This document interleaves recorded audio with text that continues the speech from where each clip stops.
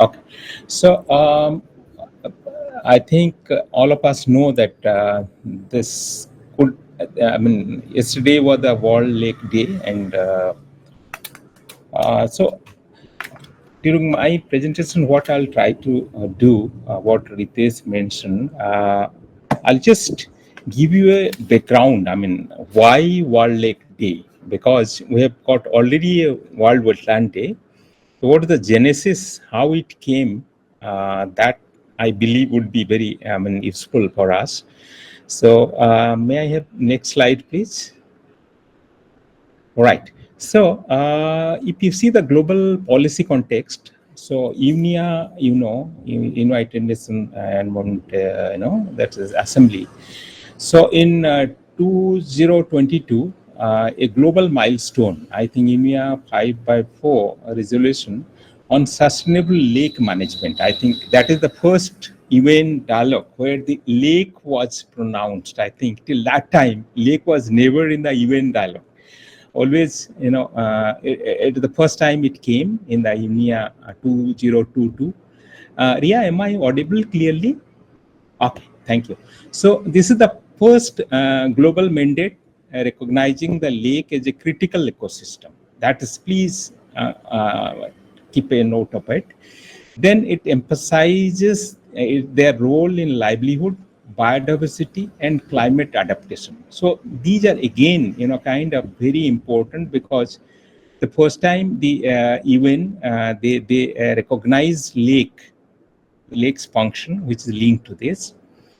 So in that particular resolution, the calls for integrated lake basin management as a framework for sustainability was also, kind of endorsed, right? So that is the first UN formal, a forum where the integrated lake basin management as a framework for sustainability or sustainable management of lake was endorsed, right? And it aligns lake management with SDGs, Paris Agreement, as well as the global climate agenda. Next slide, please. So even water, then next such event was in 2023, where the linking lakes to global agenda. How it happens, lakes in the global water climate resilience narrative, it came as a disaster risk reduction. I think lake was also recognized in the as its role in the DRR, and it position lakes as a vital link in source to sea connectivity. I think we'll see it in following slides.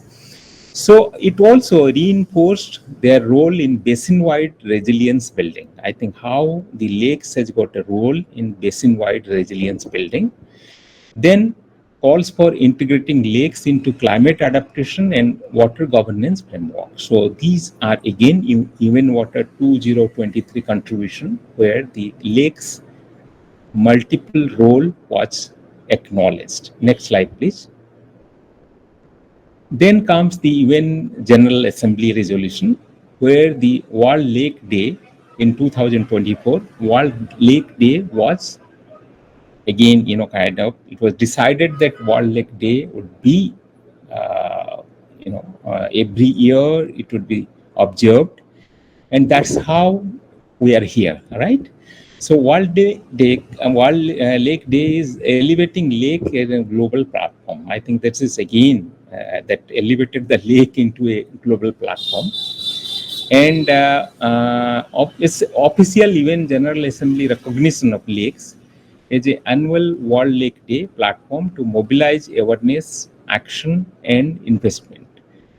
It elevates lakes into sustainability and climate agenda, and provides the global momentum for policy, partnership, and community stewardship. So this is right. Then why lake matters? We all know the ecological function of the lake. It has got a long retention times. That's why it's a still water, then slower ecological turnover that makes lakes critical regulator of water, nutrient, and biodiversity. And the human dimension, we all know, cultural, socioeconomic, as well as the livelihood, food security, and recreation. And global goal, it is integral to achieving the SDGs, as well as the water SDG 6, climate action SDG 13, water below life below water SDG 14, and life on land SDG 14. So it is intricately linked to the SDGs. Next, please. So symbolic and practical significance of World Lake Day. The symbolic value is elevate lake as a global commons, fostering awareness of their ecological, cultural, and spiritual significance. Policy momentum grounds lake firmly within the international sustainability agenda, reinforcing the commitments under UNIA, UN Water, and SDGs. Then practical impacts is sparks collaborative action on lake restoration, governance, and resilience, linking science, policy, and communities. Then global solidarity creates a platform to share best practices, innovation, and local success stories, strengthening collective stewardship. Next, please. So then comes the lentic and lotic water, right? So let's go to the definition. Next slide, please. Yeah. So so basically, lentic is a still water, or the lakes and other wetlands which are kind of non-flowing. They are, I mean, in the hydrological terminology, they are called lentic. Lotic is the moving, or the lentic is the still, the lakes, reservoir, ponds, wetlands characterized by long water retention and slower ecological turnover. Lotic is flowing like rivers, streams, dynamic system which continuous flow, sediment transport, and nutrient cycling. Then comes the hybrid and transitional system. Many water bodies function as mosaics, where lentic and lotic processes interact, shaping biodiversity, productivity, and resilience. I think we'll also see this hybrid system. So keep it in mind that kind of one is the lentic is still and lotic is flowing. Next, please. Yeah, this is schematic. This is very interesting. I think this is done by the granddaughter of one of my colleagues. See, we were just discussing, and she was so brilliant, she could do it. And here you can see that, what happens. This is lentic in the sense like reservoir. If you are putting some barrier on a river system, then it becomes a reservoir or dam. But when you open the gates, then again the water escapes into through the spillway into the river, and en route it comes, and in the floodplain again, kind of they just become lentic. And after that, when there is a monsoonal flow or river flow, then peak flow, then it again overflows and goes into. So this what in a basin system you see this continuum. In Uttarakhand context, I think these are the high altitude lakes or the glacial lakes, which kind of remains. Then from there the flow starts. So next, please. Yeah. So this is again a schematic thing, mostly low-tech, like where you find that they are flowing, then it becomes lentic when kind of there is a depression or there is a small lake, then again it flows and again goes. So this sometimes it becomes this a transitional, like at the end it comes to while meeting the sea again, the lagoon like Cheleka Lagoon, where it's become lentic for some time, then again become lotic when it moves. Next, please. Yeah. So now, since integrated lake basin management was endorsed in the UNIA or UN Assembly, so it is what is integrated lake basin management? It's a governance framework that treats lakes and their basin as an integrated system. That's why it is integrated lake and basin management. It's very simple definition. It recognizes his role in storage, buffering, and regulation while balancing the ecological health and sustainable human use. Right? Then came another concept, that is integrated lotic lentic basin management. Like, so what is this lentic lotic we saw? One is static or still, another is moving, right? So then it came that ILBM is only dealing with the lakes and its basin. But in the system, there are other embedded elements which is not taken into consideration, right?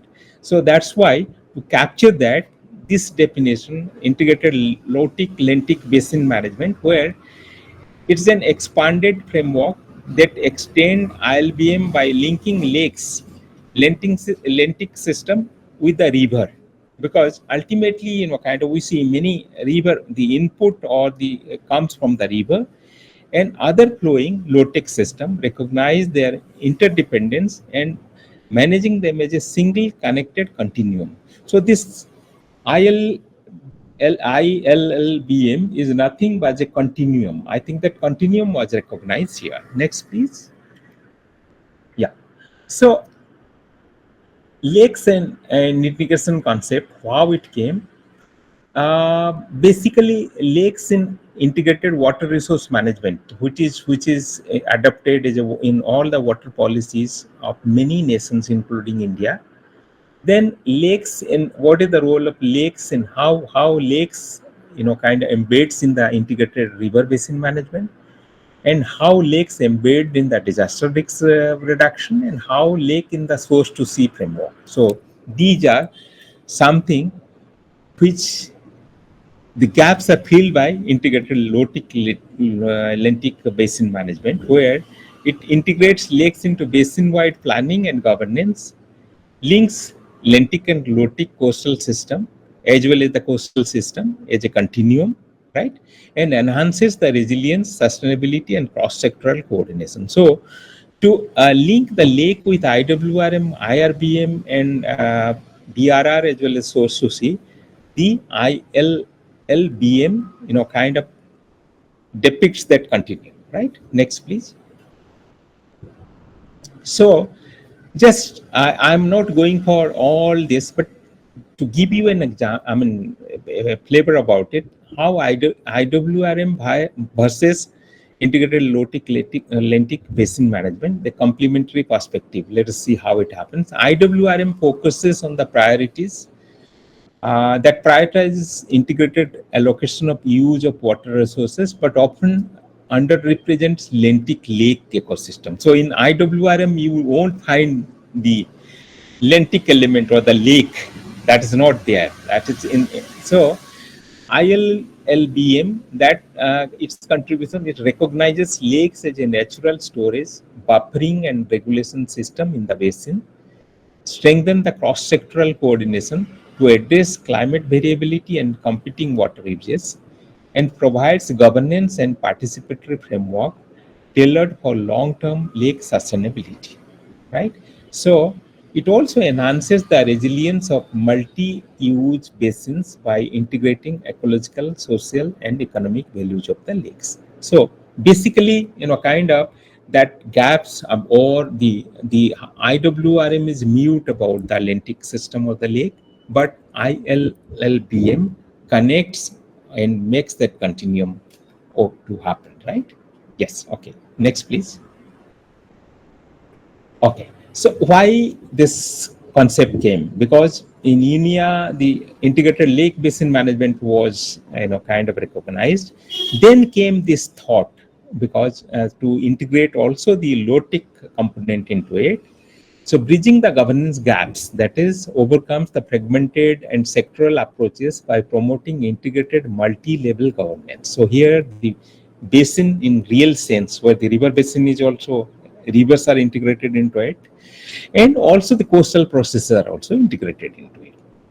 Hydrological coherence addresses mismatches between administrative boundaries and the natural basin processes, ensuring system-wide management, and source to sea alignment, embeds lakes within the river wetland estuary continuum. So the estuary are also a type of wetlands, but there is from the ILBM that and IWRM, that is continuum was never kind of spelled out. So this aligns that with that.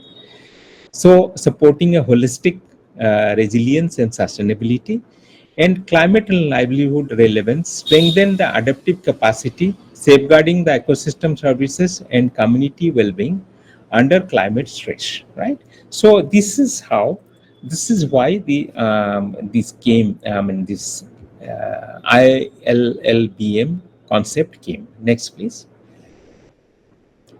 So key contribution, if you see the key contribution of the ILLBM, one is the system-wide resilience. So it offers an integrated approach for planning, adaptation, and risk reduction across the basin, cross-boundary coordination, and strengthens the collaboration among the stakeholders, sectors, jurisdiction, reducing conflicts and overlaps. So it breaks the silos, right? Then bridging the silos, that is links lake, river, wetland, coastal system into a seamless continuum, ensuring ecological and governance coherence.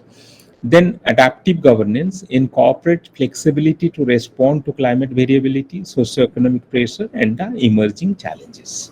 Next, please.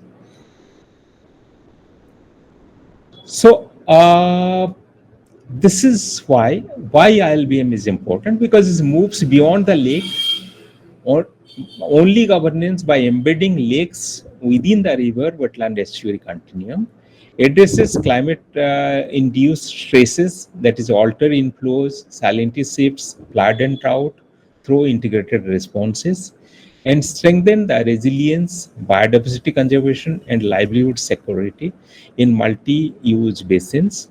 Also provides a governance framework to overcome fragmentation and align with source to sea thinking, right? So this is basically, kind of a that continuum which I have been putting again and again, because this is a new terminology which came after the UN resolution. So to make you familiar, I thought this would help. Next, please.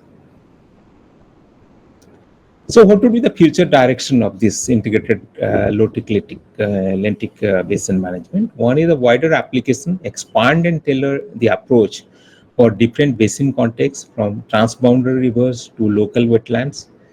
Political and institutional commitment, secure robust policy support, governance reforms, and long-term funding to ensure ongoing implementation, and climate and biodiversity nexus positions ILLBM as a vital tool for climate resilience, ecosystem restoration, and biodiversity protection. Cooperation and partnership, promote regional collaboration, stakeholder network, and community participation to foster the collective stewardship. Next, please. So I thought I'll just take about 5-6 minutes to, it would become more apparent, or kind of easy to visualize for you if I start with an example, right? So Chilika is an exemplar for integrated lake lentic low-tech basin management. Why Chilika? Because this is the world's largest, second largest brackish water lagoon linked to Mahanadi River system and the Bay of Bengal. So that continuum I can explain to you based on this. Demonstrate lentic low-tech integration, dynamic hydrology, river inflows, tidal exchange, and wetland mosaic. Successful case of eco-hydrological restoration, reopening of the lake mouth, showcasing adaptive basin management, and anchors community co-management, biodiversity protection, Irrawaddy dolphin and migratory birds, and fisheries governance as a part of ILLBM practice, serves as a global model for operationalizing ILLBM under climate stress. Next, please. So this is the hydrological setup of Chilika Lagoon. You can see that these are all low-tech component, where the river, 52 river and rivulet, they drain into the lake. Then this is the lentic water, and this lentic water is again diurnal. Every day during with the tidal cycle, there would be inflow and outflow from the sea. So that way it is. So you can see that this river flow into a lentic system. Then from the lentic system, it is also again becoming kind of lotic and lentic hybrid, because of this exchange of water with the sea. Every day it happens diurnally, right? Next, please. So this, to make it more simple, you can see here, see these are river and rivulet which drains in the lake. These are lotic component. Then the lentic component is the lake itself. Then there is bidirectional movement of inflow and outflow. So this is basically the marine exchange. So lotic, lentic, and marine exchange make it a very complex lotic-lentic continuum, right? Next, please. Yeah. So what happens? These river inflows influence the freshwater zone. So you can see these are three, and this is another color four. So there are four ecological zones in this lake, which coexist. I think during all these four sectors are there. And how it happens? It's because of the river inflow, which influences the freshwater zone, makes these two as a brackish water zone, and the the degree of brackishness varies in these two zones because of this flow, freshwater flow, and the inflow from the sea, which is saline. So it makes four ecological zones. This is totally marine because the inflow from sea is almost equivalent to the sea. So sea ingress affects the salinity and tidal flushing, and the seasonal variability creates the changing gradients. So it creates a gradient. And the extreme weather events reset the salinity and nutrient regime periodically when there is cyclonic storm, because it in the falls in the tropical cyclonic storm zones. So this is the you can see. This not merely if you consider it a lake and a lotic. Because hydrologically it's only lotic, then you are kind of not going to get that complete. Okay. So this is again Chilika, where the sectors are there, the four sectors. They are this ecosystem health report card, which is produced every 2 years by Chilika Develop different entities, because they are four distinct zones. Next, please. Next slide. Yeah, right. So you can see this is very interesting. I think this salinity gradient, which is created due to the river flow. The salinity gradient created by river acts as a biological compass, right? So it provides a sense of direction for the breeding migration, because 90% of the fish and shellfish and finfish of this Chilika Lake, they maintain a phased life cycle, part in the sea and part in the lake. So they get a sense of direction due to this. I think this salinity gradient provide them a sense of direction to move, and they have to move out of the lake for spawning. And it also supports the life cycle stages like nursery, feeding, then enhances the species richness and biodiversity resilience, because it creates a mosaic of habitat, right? So next, please. Next slide, please. Yeah. Yeah. So this is for one species. So this is done by Chilika Development Authority. They have mapped, they have tagged this is a sea bass, one species of fish, which migrate for breeding. So they have tagged these fish, and they allow them to they watch them. So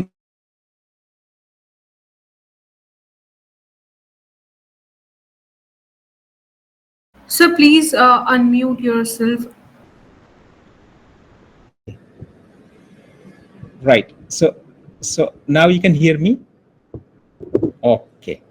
So you missed some of my explanation or what? So I was doing the setting that no one can share the screen and their reactions. So suddenly it got stopped. I see. So should I go back to one slide and explain, or is it okay?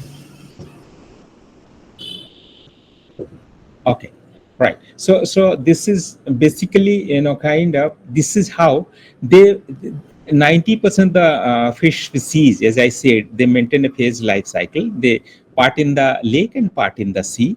So what happened? These particular species, this is the sea bass, one fish species, which migrate out of the lake, and they get the sense of direction from the salinity gradient, which is created because of the freshwater flow.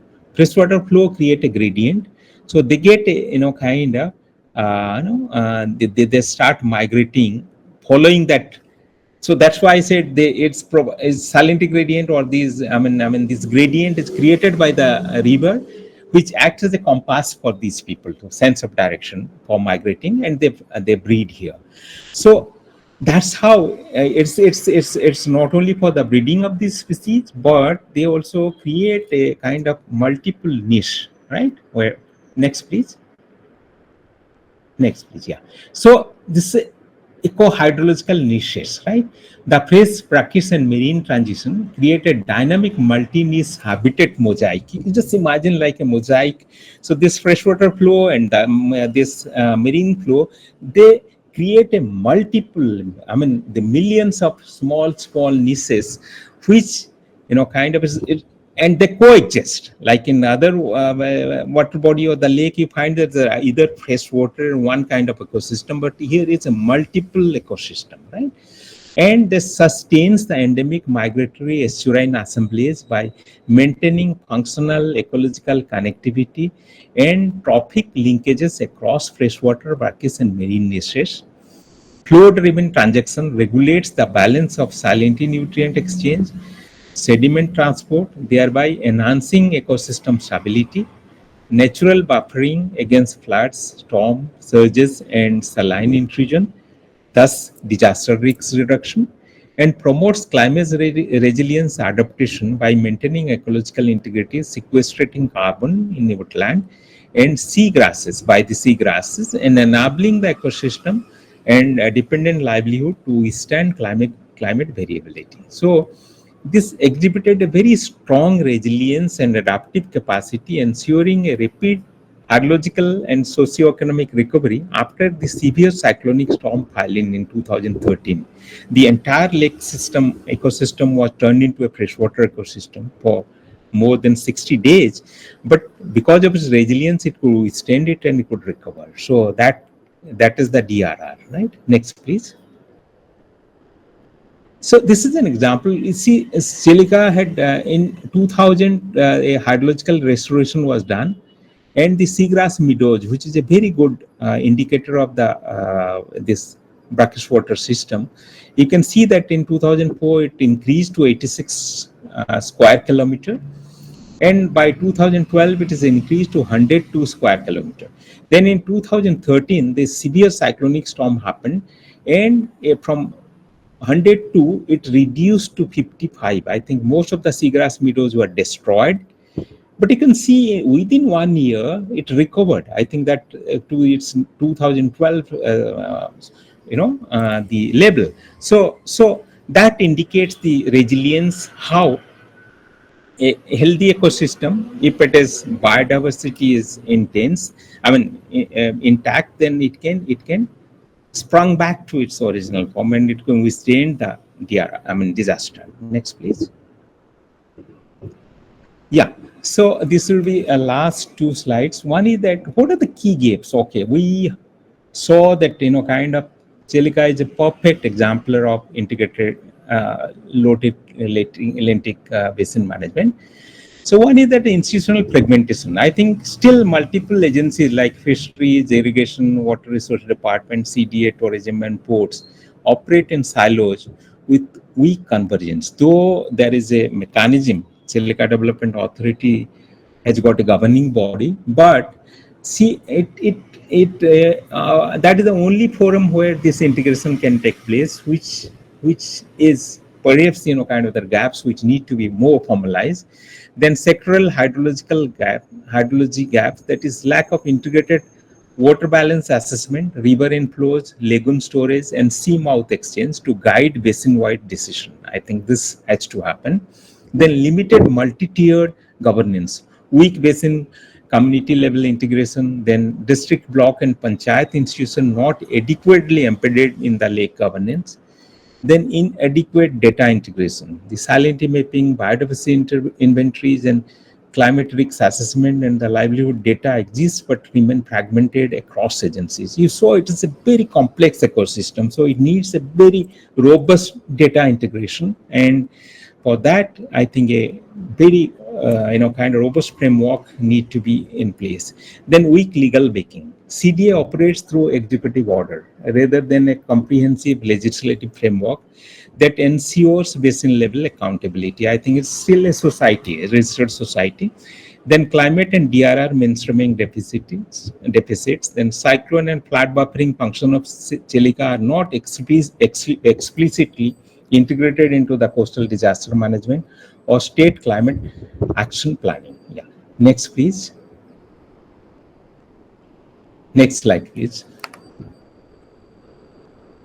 Yeah, this is the pathways to make Chilika ILLBM compliant. One is the integrated basin governance framework, like making Chilika statutory Chilika Basin Authority. I think so that it is not only restricted to the lake, but it should, kind of expand to the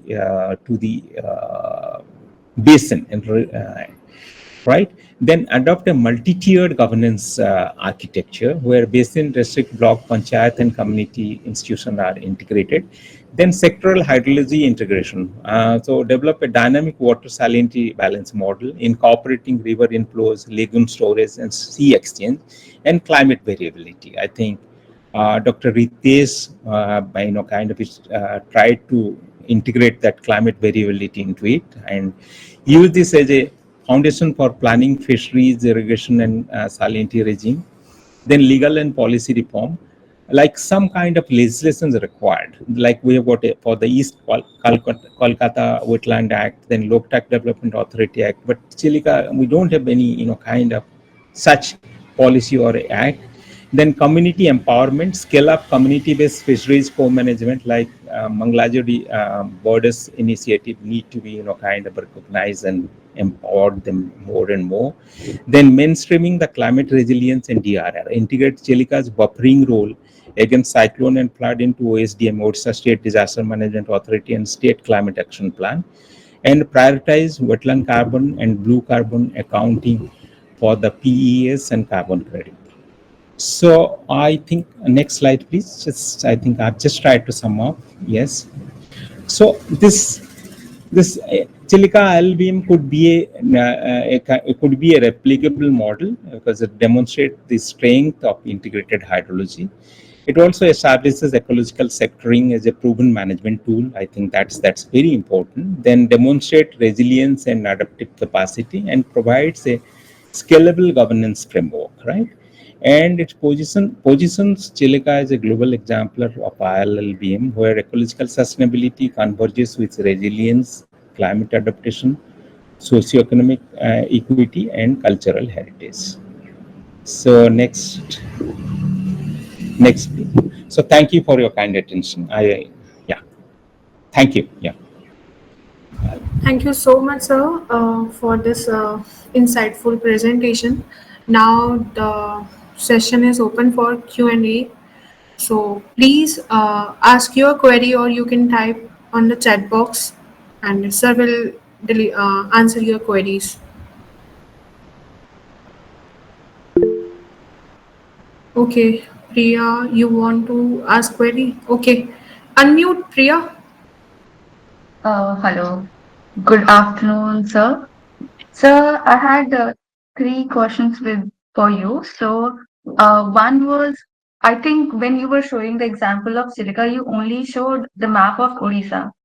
So, are there transboundary conflicts? I think you answered this because you have to strengthen the intergovernment uh, integration. So is that a problem? And second question was, when if it is a replicable model and we are replicating it to a state that practices farming practices like khazans or ponds where they take salty water in and then takes out the water when the tide is low. So how do we consider those kind of ecosystem? And third is how we are talking about sustainable fishing when we are taking up the community with us. We are doing capacity building of them for sustainable fishing. But how do we make sure if our community is practicing fishing sustainably? So these three. Yeah, good questions. I think since because of the limitation of the presentation, I think Dr. Kumar knows. So sustainable fishery, I think it's lots and lots of things. You have to connect this community to the science, right? So so that's why we started some participatory research in Chelika Lake. I mean, just to explain to them how the sustainable fishery can happen based on the responsible, rather I would say the responsible fishery when they are a part of it. So they know what is the, the maximum sustainable yield and how the mess regulation has to happen. So we empower them by creating a federation of the primary cooperative society so that they can, they can be exposed to the carrying capacity of the system and how much to be derived from it. Like I told you about the tagging experiment where the fish were tagged to see their breeding migration, and the entire thing was done in the participatory mode. The fishery, the fishermen, they actually brought those tagged fish when they caught in their net, so they play a pivotal role. So that is one. Second one, I think what you mentioned about, I'll come to your first question about the transboundary. I think, yes, that's why the ILBM came into practice. Like the basin, we only thought about a very restrictive, and the lake basin concept was not that, well articulated. So, and also we thought that if there is a dam, then below that is our limit. But if you see real basin scale, then you have to integrate it and write a NIS. For that, the basin governance is very important, which is not in place now. That's what I said. In Chelika also, it is not in place. Ritesh would, I think he has been with, acquainted with Chelika for so many decades. And I also worked for almost 1.5 decades, but I still feel that this is a big gap. That's what I meant. So what was the second question, please? Sir, so my second question was if this model is replicable, and if we replicate this model in a state where farming practices like Khazan, so Khazan is a reclaimed land in estuarine region where people do farming, and they put sluice gates and make bunds so that they can modulate the amount of water coming from the sea and what amount of fresh water coming into their land where they are putting paddy. Got So it. Yeah. yeah. So if it is replicable, then how do we consider these farming practices in this model, ILLBM? Because I don't understand what kind of ecosystem it would be, because the water is coming and going and also staying there for some time. So Right. That's why I think what we said, and these is the system which need to be understood first, right? So also like here the diurnal kind of flow from sea to the lake. So, and you could see the intricacy how it creates a mosaic, right? And how it creates a gradient which provides the sense of direction to so many species. So those kind of kind of in depth. I mean, if you want kind of link to the agriculture system, then you have to, this is a framework, right? So for any system you have to first, that's what I said, the data need to be generated. Even in spite of Chelika is having so much data, I said that they are there, but they are not, they're sitting in so many places. The data integration is important. So here what you say, it's possible. I think this provides a framework, right? yes. Replicable means this provides a framework, and this is an example, but the systems are all different. I think you can't Mhm. put all the principle of Chelika into your Khazan or something. So, Yeah. but the principle, certain principle, you can take it and see to it, put it in our system with the data input, right? Yeah. Thank you. Yes. Thank you.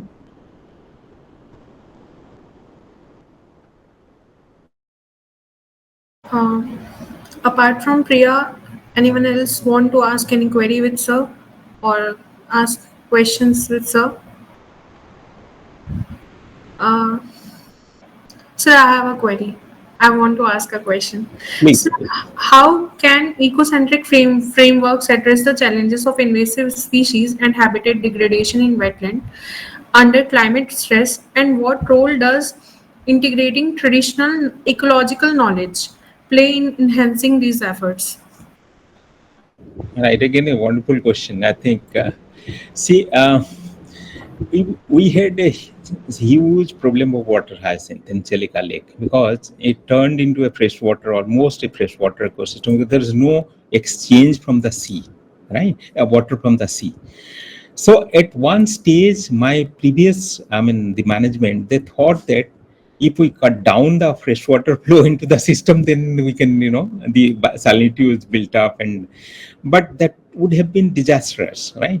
So when we started, kind of understanding the system, what we did, that new mouth was opened in 2000, that inlet to reconnect it to it, and there again, kind of the local community, when we interviewed them, they said that in 1950s there was no hyacinth in the lake. So then we saw the salinity. What is the salinity, label during 1950s? Not on that particular year, but through a decade or so. Then we found that it was a brackish water system in that particular part, right? So now, then we saw that gradually the salinity is dropping. So then when this modeling was done for the reconnection with the sea, it was done in 2000. In 2001, summer, 50 square kilometer hyacinth, they got wiped out in one go, right? So without spending a penny. Then of course there was to our good luck, there was a huge, kind of good monsoon, so the flooding was there, it was flushed out. So why your question is very important, because so you are bringing back, that's a nature based solution. So what you are trying to do is, instead of pulling it out mechanically, because many of our wetlands where, it is a war against the weed, and it's sometimes I don't know whether it's a winning war or a kind of ongoing war for perpetuity. So that's why if you want to take some kind of nature-based solution, then you have to kind of have a complete understanding. If it was not there, if in a lake it is happening, that's what Ritesh always point out in many presentations, that first you see the kind of diagnose why the growth is happening, because the nutrient flow into the system. That's why the hyacinth is growing, or the any invasive is growing. So first you try to address that, so the nutrient flow is regulated, so that then it becomes sustainable. On the other hand, you can't kind of keep on spending money, because resource is always scarce, right? So that's how we could address the hyacinth problem in Chelika. Thank you so much, sir, for sharing your experience from Chilika. And we missed your brief introductions, sir. So please allow me to give your brief introduction post your presentation. So Dr. A.K. Patnaik, sir, is a globally respected leader in natural resource management and biodiversity conservation. With over 4 decades of pioneering work, he has transformed the way wetlands, coasts, and forests are restored and governed in India and beyond. Dr. Patnaik is best known for leading the ecological revival of Chilika Lake, Asia's largest brackish water lagoon, through an integrated basin management approach that earned global recognition and led to Chilika's removal from Montreux's record. He later spearheaded the World Bank-supported Integrated Coastal Zone Management project in Orissa and the JICA-funded Forestry Sector Development Project, both of which set benchmarks in sustainable ecosystem governance. At the national and international level, Dr. Patnaik has shaped India's emerging blue economy policy and advised the World Bank, ADB, and other global institutions on integrated natural resource management. He serves he serves on the scientific committee of the International Lake Environment Committee in Japan, the steering committee of the Ramsar Center, and is currently senior scientific advisor at the National Center for Sustainable Coastal Management under MOEFCC. With more than 100 scientific publications and international presentations, Dr. Patnaik's contribution continue to influence policy and practice on ecosystem resilience worldwide. Sir, thank you for from bottom of our hearts for sharing your wisdom and experience with us. Your presence has been truly enlightening, and we look forward to witness the continued impact of your remarkable work. On behalf of everyone here, I convey a heartfelt gratitude to you, sir. Thank you so much, sir. Thank you so much for your kind words. Thank you. Uh, I would request Dr. Ritesh Kumar sir to give a vote of thanks formally from on behalf of board as well and organizations. It's very hard to say vote of thanks to a person who has been instrumental in shaping my belief and shaping my journey into wetlands conservation. So he's a father-like figure to me. So I would say on behalf of Wetlands International and the Uttarakhand Biodiversity Board, sir, we are thankful for you to continuing to inspire us, guide us, and we hope to receive this guidance in the future as well, sir. Thank you so much for sparing time. Thank you very much, Ritesh, and thank you for the Uttarakhand Biodiversity Board and Wetlands International South Asia for kind of giving me this opportunity to make a presentation on eve of World Wetland. Thank you very much. Thank you so much, sir. And Priya, you want to talk to sir or get in touch with sir? I will share if sir allows, I will share the mail with you. Please do that. Yeah. Currently, Thank you. Sir Priya has worked as a biodiversity samrakshan intern under Goa Biodiversity Board, and she has been selected as a national youth for climate change. So she is very keen to learn and get to know. Thank you, sir. Congratulations. That's Priya. why I'm here. Worth it. Thank you so much for joining. Thank you so much. Thank you. Sir. Thank you, sir. Thank Thank you you. for your insightful presentation, sir. So the next presentation will be delivered by Dr. Ritesh Kumar sir, who is Director of Wetlands International South Asia. I'm just heading towards a brief introduction, then we will start with the presentation, sir. Might be it's okay to skip the introduction. Just get to the topic and then Okay, sir. yeah. Okay, sir. No issue. Can you share the presentation from your Yes, end? sir. Yes, sir. The reason I'm skipping my introduction is because I consider myself a worker in this sector, as most of you are. This presentation will complement Dr. Patnaik's address, who talked about the lake basin concept. Can you put it in view mode, full screen mode? View full screen.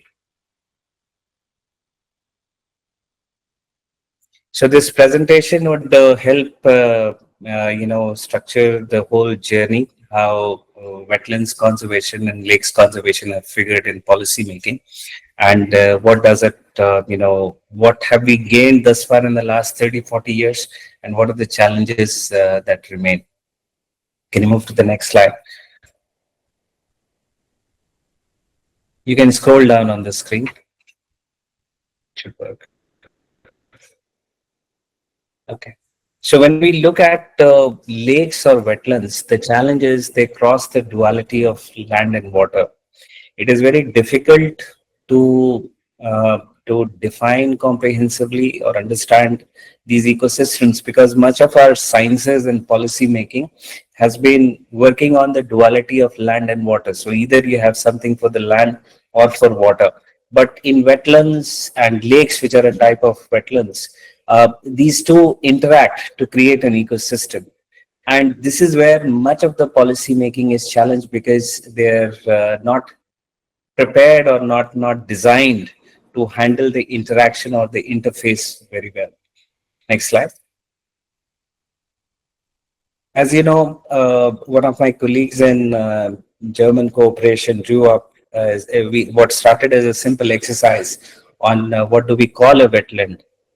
This is where you can see the whole diversity of terms that are used across India to refer to wetlands, be it Khajan, which Priya was rightly mentioning as a very unique wetland that we see in Goa, partly in Maharashtra, to mud flats, lakes, floodplains, fish farms, peatlands, you name it. And this diversity is so huge that it to a policymaker as well as to a programmer, it becomes very difficult to fathom what are the elements that could connect all these systems together. Next slide, please. Yet, what we know as the science emerges that these elements make vital contributions not just to the species but to humans. For example, be it the recharge of fresh water, be it providing employment, be it buffering against extreme events, or even cultural linkages. Nearly 40% of known plant and animal species are recorded to use these habitats, and including some of the migratory species. For example, the Central Asian flyway, our wetlands are used by nearly 250 species, which migrate all the way from cold temperate regions to this place. And now, since we speak about carbon, it is well proven that wetlands, some of the wetland types can store far more rich carbon, efficient carbon stock as compared with even tropical forest ecosystem. And all of this happens in just 4.8% of India's land area. That is what is the figure that the National Wetland Atlas gives. Next slide, please. Wetland conservation, unfortunately, does not have a long vintage. So the term started appearing in the international arena around 60s. And then if you look at the turn of the 19th century, much of the effort was in draining wetlands. Wetlands were actually looked as wastelands, and draining these were the policy priority of the countries. For example, in the United States, we had this huge program of converting wetlands, and later on, the interest in wildlife hunting, especially duck hunting, led to introduction of programs like duck stamps, wherein you could buy a stamp worth $1 and you get rights to hunt water birds in the swamp. So such was the understanding of wetlands at the turn of the century. And more so if you look into the Western cultures. Next slide, please. These were really denigrated. These were looked as systems which were foul. These were melancholous. These were looked at disease-ridden. So if you look at Pontine marshes, if you said Rome was not built in a day, Rome was actually built on draining Pontine marshes to control malaria. And most of the cities, the so-called global cities that you see today, have been built around converting wetlands. You will see one of these pictures which has the White House standing in front of all the wetlands. This is a photograph that we took from the drone in East Calcutta wetlands, and you can see how even cities have ended up building on wetlands and calling it as a development, calling it as a development in certain ways. Yeah. India, fortunately, has had a more embracive look for wetlands. For example, our old scriptures refer to wetlands as Anup, or land which was incomparable. Wetlands or Adrabhumi that we speak is transliteration, but the actual word that we see in Sanskrit is Anupa, which is incomparable lands. You can see several of the old paintings which have wetland species. Lotus has figured very well in Raja Ravi Verma's painting. If you look at the symbols, religious symbols of Buddha, you will recognize many wetland species. And this cuts across different faith systems, different culture systems. Next slide.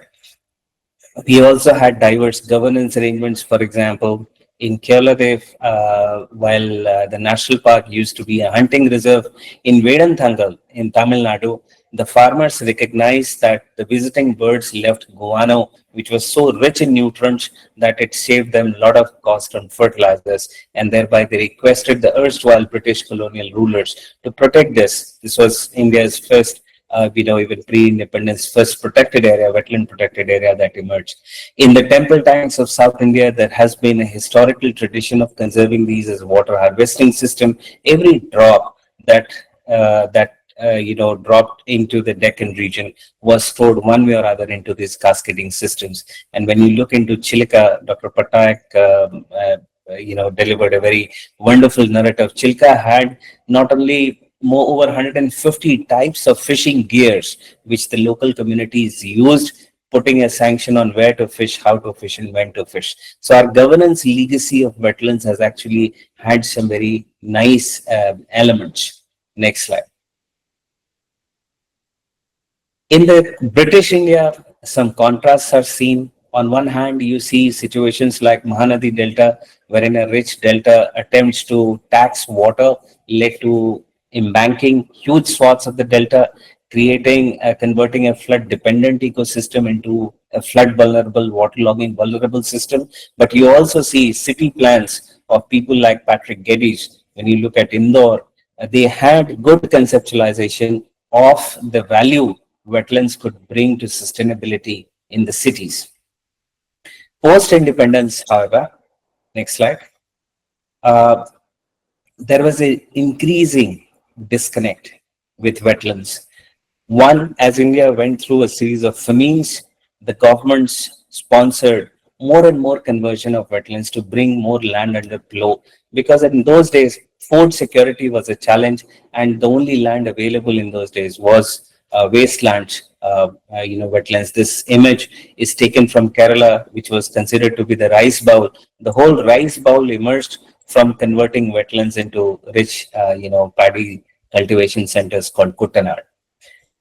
The cities, when they started expanding, they started up gobbling wetland. And if you look at the data on the expansion of cities, look into the period 1970 to 2015, every 1 hectare increase in urban area, every 1 square kilometer increase in urban area has also meant that 25 hectares of wetlands have disappeared or converted.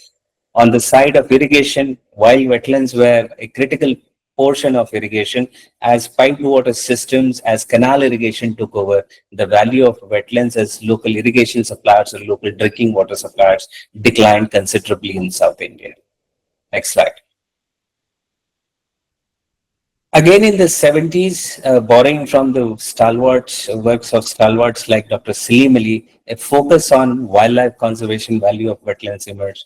This is a picture taken from Sultanpur, wherein you can see how Salim Ali urges then Prime Minister Srimati Indira Gandhi to declare Sultanpur. And for that matter, most of the important wetlands wherein migratory birds were sighted as closed areas or areas which were protected for conserving this species. Next slide. In 1970s, the idea of establishing an international system for wetlands conservation emerged. The Ramsar Convention came on the scene, wherein the whole idea of wise use came in. Now, one of the important contributions of wetlands of Ramsar Convention was that it brought several disparate wetland ecosystems into one definition, starting all the way from lakes to aquifers to swamps, grasslands, you name it. The definition was so broad that anything that needed conservation could be conserved under the definition that was adopted by Ramsar Convention. This photograph is of the Indian delegation signing the Ramsar Convention in 1971 in the city of Iran. Next slide. In the 1984, when India finally accessed the Ramsar Convention, and when the Ministry of Environment, Forest and now also known as Climate Change was born, a national program for wetlands was one of the first ones to emerge. The idea was that the central government develops a scheme to support state governments in conserving priority wetlands. And secondly, the institutional architecture was that the state should create committees which were cross-sectoral, bringing representatives of different departments, and those steering committees will decide which wetlands to conserve and how to conserve. And also, by the end of this decade, you have the first state-level wetland authority, which was the Local Development Authority, was established in 1987. So now what you see from a transition from disparate programs, you see a national program emerging in the 80s. Next slide.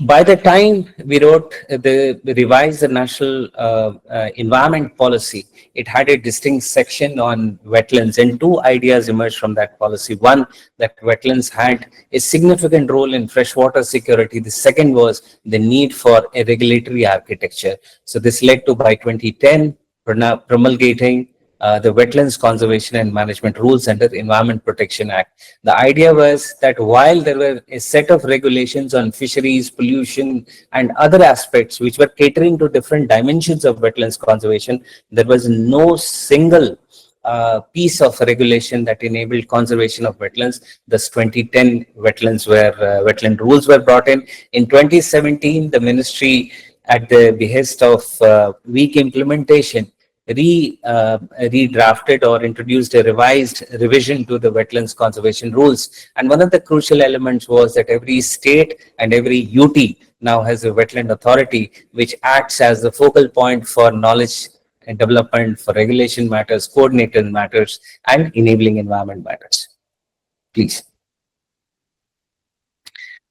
In the recent times, the idea of India leading a designation of Ramsar sites has taken shape. India now has 93 Ramsar sites, one of the largest in Asia. And at the last COP, which was held in at the end of July 2025, India also became a member of Ramsar Convention Standing Committee. Now, this also large area being designated under Ramsar site has meant that it now almost 1/10 of the known wetland regime of the country has become something of international importance. The government has therefore introduced Amrit Dharohar as a dedicated scheme to conserve these Ramsar sites, focusing on 4 elements, which is species and habitat conservation, livelihoods, tourism, and wetlands carbon. Next slide. Along with this, a lot of tools have been developed how to conserve wetlands. So you have the guidelines on wetland management planning, you have the national atlases, you have tools to track management effectiveness, you have tools to track climate risk assessment, and even a framework for how to implement wetland wise use in the Indian context. Next slide.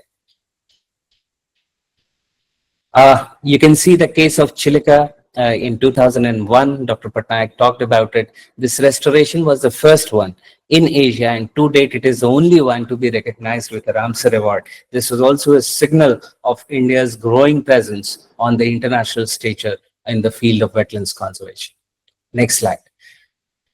But at the same time, we also had challenges. While Chilika was celebrated as a success, other Ramsar sites were not doing that well. For example, in Harike Lake in 2004, there was an attempt to bring in army to remove water hyacinth. By 2020, the wetland still remains choked with water hyacinth, and the government is considering another input by the army to remove this, such as the scale of invasion. In several wetlands, the approach of Bharatpur was tried to be copied so that we build islands in places of submergence, and the birds would use it. A weak understanding of how habitat is being used means that wetlands actually had reduced presence of water birds rather than their numbers increasing. Next slide. We maintain a wetland index, and what we have spotted that since 2015, natural wetlands especially have been under pressure. They have continued to decline. We have been increasing wetland numbers, but those human-made wetlands do not compensate for the loss of wetlands. And this loss is hitting the society in multiple ways, including high water stress, stress to species, floods in areas like Bangalore and Delhi, increased investment in management of invasive species, or pollution, which leads to more methane generation. Next slide. The problematic now of wetland, the way we see wetland loss, is also changing. In 2010, when Siberian cranes stopped coming to Bharatpur, that made the news. Today, if you look at our newspapers, you will look at how floods and droughts in cities are now being clearly related to wetlands conservation. So the narrative of impact on species has shifted to how societies themselves are rendered vulnerable due to loss of wetlands. Next slide. We have seen some gains, for example, in mangrove conservation, wherein a focus has led to increase in mangroves, but we also see that a restoration exercise has increasingly become a silvicultural exercise. Mangroves are being planted at times on intertidal areas, converting one wetland into other type without understanding the consequence. Next slide. There are sectoral challenges. Different sectors view differently. it is not very, uncommon to see people confusing between the term water bodies and wetlands. This is one news headlines which says water bodies will get a wetland status as if a status is acquired through some rules. It does not happen as an ecosystem. In Uttar Pradesh, we have seen the impact of ill-planned conservation action, which was plantation in wetlands, which led to reduction. And we have seen several smart cities actually destroying wetlands, their natural shorelines, natural vegetation in the name of pouring more cement. So there are sectoral challenges. While environment sector has started appreciating wetlands, since different sectors connect with wetlands, not all sectors have an ecological understanding of wetlands. Next slide. Small wetlands. So the narrative of wetlands conservation is built on large systems like Chilka and Loktak. The fact remains that India is a country of small wetlands. We have 35 lakh wetlands, 33 lakh of these which are less than 2 hectares. These are spreads in form of ponds, tanks and whatnot. Now these are often left out from policy making and programming. You can see different, questions being raised to the government on what is happening to these systems and why, in fact, the loss of small wetlands is almost like death by 1,000 cuts, wherein we don't lose a large wetland, but you lose thousands of these systems on a daily basis due to, societal apathy and weak protection. Next slide. Different sectors continue to view wetlands differently. This is one data from Fisheries Department, and we will see how wetlands are looked at, or the other data which, water body census, and everyone uses a different language for wetlands. And this language also leads to a lot of confusion on what is to be conserved, what is being placed for, management and others. Next slide.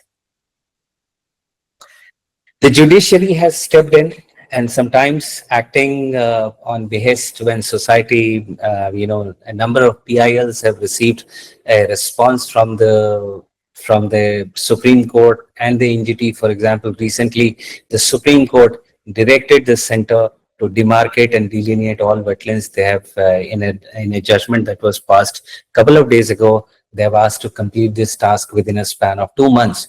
Recently in Madhya Pradesh, when government was trying to put in a project of flying houseboats, the NGT came down heavily and said this cannot be done because of the fragile ecosystems. So you will see judiciary has become an important actor in this whole realm. When the policies and programs do not answer questions, people are looking up to courts and asking for directions. Next slide. In these, there are rays of hope. A lot of local action for wetlands conservation, lakes conservation has emerged. In every state, in every town, we find now a pond man, a lake man, which conserves wetlands and which is demonstrating that this is possible and it does not require very sophisticated science. International frameworks are recognizing wetlands. For example, the Kunming-Montreal Global Biodiversity Framework and even India's National Biodiversity Target now include wetlands in Target 2 and 3. And states are also showing up. For example, Tamil Nadu's State Wetland Authority has put its own blueprint for wetlands conservation through its state wetlands mission. Next slide. At the end of the day, the way ahead is Sahbhagita. I think with an asset which spans every part of the country, expecting the governments alone to deliver wetlands conservation is a tough ask. Unless the society itself joins hands and starts conserving these assets, meaningful change is very hard to come by. Recently, the Save Wetlands campaign has been running for two years now. It has demonstrated how you can reach out to multiple people through different activities with very limited finances. Under the campaign, the ministry reached out to almost 2 crore people with a message on wetlands conservation. Next slide. There is still a few stumbling blocks. For example, the data on wetlands is not easily available in public domain. There is limited avenues for learning. Our education systems do not provide for any training on wetlands. So if you don't teach wetlands? How do you expect people to conserve wetlands? The science on wetland functions. Different sectors have different questions. People are not exactly interested on whether this is a wetland, this is a marsh, this is a lake, but they ask whether it will buffer floods or not, it will protect us from droughts or not. These questions need a functional assessment, which is not being taken up, sequentially. Similarly, there is heavy dependence on techno-managerial approaches. Unless we write a good management plan, we do all sorts of science, it stops us from taking some basic actions, such as not polluting a wetland, not destroying a wetland, not dumping solid waste. All of these things do not require much science. They require much more outreach and connecting people to wetlands conservation. And financing again remains a challenge. It is all very inverted. People look at to center for protecting assets which provides them direct benefits. Very few states have come up and started allocating budgets for wetlands conservation within their own plans and programs. Next slide. The journey from here is an all of society framework, which looks at strengthening site-based management, increased sectoral mainstreaming, and most importantly, taking cross-cutting activities such as wetlands in formal education, running campaigns, nurturing community stewardship, and building stronger research management interface. I have also seen a very positive trend in media. For example, if you look at the last slide, can you scroll down, please? So from shock and awe stories, they're also telling us how problems can be resolved. So if you look into the Twitter, if you look into several magazines, there are also some very positive stories which tell you how there are stories of hope and society is doing affirmative action. The only need is to make media our partner to communicate to society that conserving wetlands does not always need the complicated science or difficult ways of communicating these ecosystems. It can also be done through simple ways of the ways in which societies have historically managed our natural assets. So that was all. Happy to take any questions. And by the way of introduction, I'm the director of Wetlands International South Asia. Have been working now for almost 3 decades in wetlands conservation into various aspects, from site-based management to looking into regulation, policy making, also looking into wetlands conservation issues in different platforms such as Ramsar Convention, IPBES, and others. So happy to receive questions. So I have a query. I Yes. want you to ask, answer this query. This is regarding the Sahbagita framework, which you have emphasized, and the whole of society approaches. 30% effective conservation areas, and how can behavioral change campaigns and formal education nurture stewardship among youth and sectors? Does the Vedanthal bird sanctuary case, we can consider it as a behavioral change campaign? Because Okay, so let me tell you, Vedantangal, the governments did not ask for conservation. The community realized that the birds came in and the coming of the birds was beneficial. So community went ahead and asked. Then it is the story of around 1850s. Now there are thousands and one Vedantangals around. Yesterday I was speaking to wetland managers from Delhi, and you can see a lot of positive stories wherein somebody has gone and asked the government, please don't dump your waste in my wetland. Now, it need not always be too complex. Wetlands conservation requires respecting nature. Do not alter the inflows and outflows. Do not dump solid waste. Do not pollute. Do not put in any invasive species. And I don't think all of this requires any science. If we are able to articulate that wetlands conservation can be as simple as doing these basic things, I'm sure people will be motivated to take positive steps. If people recognize the value of tree, I don't think at this stage we need to teach people why trees are important. We can equally teach them why wetlands are important, and then the change ushers in. And this will require that education systems will need to talk about this subject. Our mass media campaigning should also speak to these subjects, and thereby these multiple pronged approaches will help trigger behavioral shifts. I have strong faith in behavioral change approaches, because if science would have solved all problems, I think we have one of the best sciences on wetlands today. We are still looking at better definition of problems. We still have little knowledge of the solutions. So let us go back to our societies, the wise society, and hope that the science and behavioral changes, they complement each other. So I have second question. This is regarding the climate change impact. So the question is, how does the degradation of wetlands link to climate change, and what community level actions can reduce methane emissions? Okay. So two things. When we talk about climate change, let us recognize that wetlands themselves are very vulnerable, because fundamentally climate change is altering the hydrological cycle, and that is changing the way wetlands are behaving. For example, they are becoming more ephemeral in the northern plains. In the coast, there is a tendency for wetlands to move in because of sea level rise. So climate change is a dynamic interaction with wetlands. Not only does it make wetlands more vulnerable, it also adds new vulnerabilities. For example, warmer waters means wetlands are more prone to eutrophication and species invasion. These dynamics need to be uncoupled. So we have developed a tool in collaboration with several partners which looks into climate risks.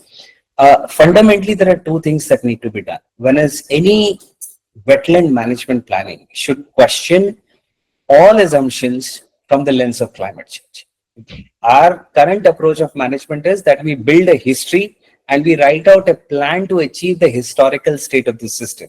Climate change is telling us that history may not be achievable because the future is completely different. You will face a new hydrology, new nutrient regime. So one is being aware. From a simple thing such as downscaling the available climate models and trying to project into the future. Second is better monitoring. Unless we monitor, it will be very hard to understand how systems are behaving. What can we do as adaptation? The first thing, conserving nature is the best adaptation. Protecting nature as it is the first step in adaptation. Second is being more informed, not allowing these systems to be stressed by other adaptation measures. For example, if adaptation measures call us for a more flood mitigation approach, if you start building an embankment through a wetland, that will mean the wetland itself will be compromised.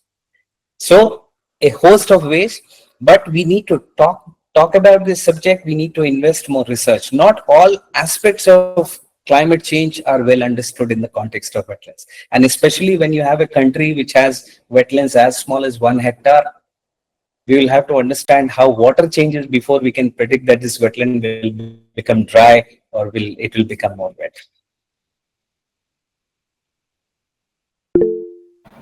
Yes, Priya. Unmute and ask your question. So I had two questions. So you were telling us about Hurricane Lake and how they are planning to remove the water hyacinth. So mostly the removal of water hyacinth is manually. So what happens when we are removing the water hyacinth? The depth of the lake increases. So the amount of wading birds which are coming to that particular lake decreases because they don't have space to stand in around the lake. So do you think manual removal of water hyacinth is a sustainable practice? First question. Second question is, sir, for mangrove restoration, how do we actually convince the community, people who are living around mangroves, to participate in mangrove restoration, specifically for states where mangrove natural invasion is a problem for farmers. So how do we do it in such community? How do we convince them to participate in mangrove restoration? Both questions are excellent, Priya. So the first one, water hyacinth removal, mechanical removal, is close to gardening. When you go into your garden and remove your weeds, that is how water hyacinth also behaves. The more removal is done, it gives it a very vigorous space. The rate of comeback of water hyacinth, if you see in open systems, it is unimaginable. It can come back the very next day or the third day or even the next week. So what do we do? I think this simplified model, if you remove water hyacinth, the depth increases, the birds go away. It's a very localized understanding. Water hyacinth also, remember, has some very positive roles in the ecosystem. So in places where nutrient treatment is not done, water hyacinth also partially remove these nutrients and heavy metals, and they improve water quality. So any strategy to work with water hyacinths has to be embedded with what are the larger plans for the whole ecosystem and the landscape. So treating water hyacinth or working with water hyacinth is not possible unless you also treat the inflowing nutrients, the sewage, and the broader sewage treatment in the landscape. No sustainable solution. So much so that today people are talking about enterprises around water hyacinth. So stop fighting water hyacinth. We are making, file folders and stationery elements from water hyacinth. Somewhere else in Assam, I have seen projects around taking out water hyacinth fiber and converting them into beautiful saris and stools and whatnot. So approaches to water hyacinth, as is applicable to any other ecosystem management, is hyacinth, and then take a call. On your second question, regarding how the moment mangroves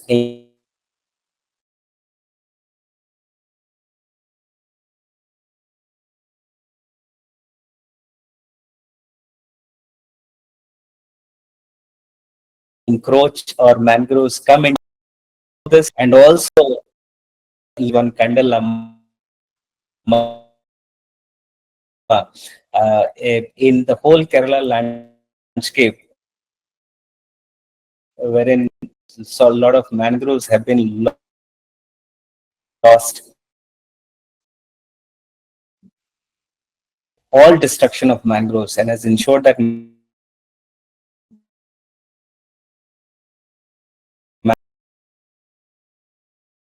so we have to understand possibly addresses one challenge, but it also creates another set of challenges, which is a very straitjacket approach to all mangrove conservation. India has, very specific realities in different parts. In Goa, the situation is different. In Maharashtra and Kerala, Karnataka, things are very different. So leading by example is what I would believe in, and having context-specific messaging is what will help. And at the end of the day, with increasing activity, sea level rise, storms and cyclones in the coast, both east and west, I think the generally understanding of mangroves and coastal ecosystems as being protectors of the shoreline should be protected. But we also have to balance it out with the livelihood needs. The burden of conservation should not fall on the poorest of the society. I am a firm believer that there are equity considerations. If the whole society decides to degrade mangroves, and there is one poor farmer who is asked to conserve mangroves because it is adjacent to his field, I think there is some serious, equity issue that we are trying to hide here. Okay. So can you please tell me the name again? You gave me an example in Type Kerala. Kandalamma. Kandal is the word for, mangrove in Kerala. Amma is mother. So Kandalamma. I'll send you these links once there. So if it helps you, with Monga Bay, we had published some couple of years back a series of positive stories on wetlands conservation by the name of Wetland Champions. And you will see how people from ordinary walks of life have taken positive steps for wetlands conservation. There are 25 stories there. And each of these stories will tell you how, without complicated science and just by our own ability to work on ecosystem principles, we can address wetlands conservation challenge. That's great, sir. That will be very helpful for me because I'm working on a related kind of project. So thank you so much. Okay.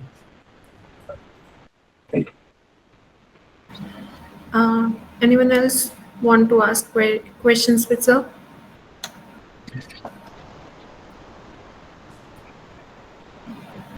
Okay, so thank you so much, sir, for your time and your knowledge which you have shared with us. It has truly motivated us to advocate for healthier ecosystem, not only for the wetlands but for ecosystem. And on behalf of the audience and organizers, we extend our sincere thanks to you, sir. Thank you so much, Riya, and please convey my regards to Dr. Subudhi for this opportunity. We are extremely delighted to be a part of this event, and hope the work and messaging, positive messaging around wetlands and lakes continues. Thank you so much, sir, once again. And heartfelt thanks to our attendees for their engaged participation, to participants for their insightful contributions, and to organizers for their meticulous planning. Your collective efforts made this wetland conservation event or the World Lake Day celebration success. And let's continue to advocate for policies and partnership that protect our planet. Thank you for inspiring a greener future. Thank you once again, everyone. Okay, Priya, you want to say something? Yes, I want to say thank you to especially Ajit sir, then Ritesh sir. Thank you Uttarakhand Biodiversity Board, but also thank you Riya Jain for reminding us about this and always putting it on the group so this particular thing reaches all of us. Thank you so much, Riya. Thank you. Thank you so much, Priya. Okay. Kindly fill the feedback form so that we can process your certificate of participation. And okay. Thank you so much. Okay.